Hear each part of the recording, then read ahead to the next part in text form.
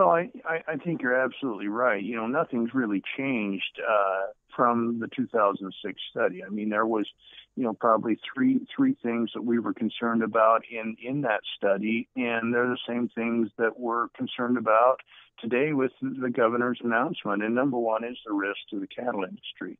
We understand that since that time, Animal Plant Health Inspection Service, or APHIS, has changed somewhat their status of the disease brucellosis, but that still doesn't relieve the risk, because each state veterinarian is required to, they're the people that make the decision on what cattle can come in and what would be an adequate response to brucellosis. So we've already got Texas is looking at us saying, we may have to put cattle from Montana that come down here for breeding in quarantine because of the brucellosis in the park and the DSA. So, there's still a significant risk to the cattle industry, which is one of the biggest parts of our economy in Montana.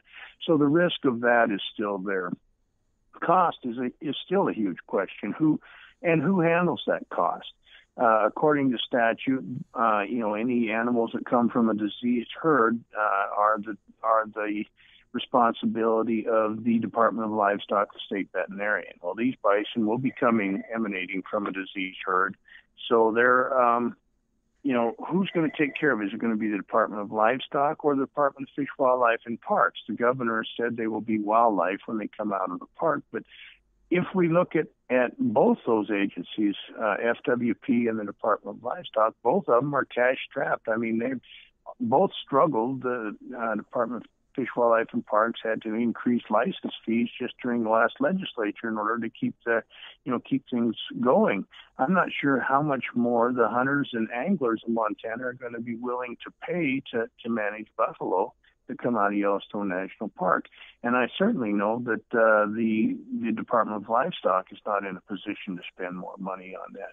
And when you let them out, the governor's report says, okay, we're going to leave them out year round, but we're going to limit the numbers. We're going to be around 650 at one time a year, 200 another time of the year.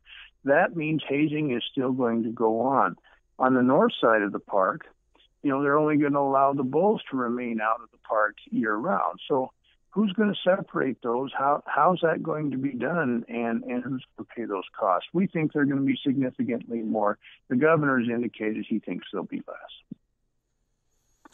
And the third thing that I guess that we were concerned at that point is the precedent that it sets on what happens to the bison in the park. Numbers are so much over their goals. We talked about in the bison management plan that there should be 2,500 head of bison in the park. We're at 5,000 now.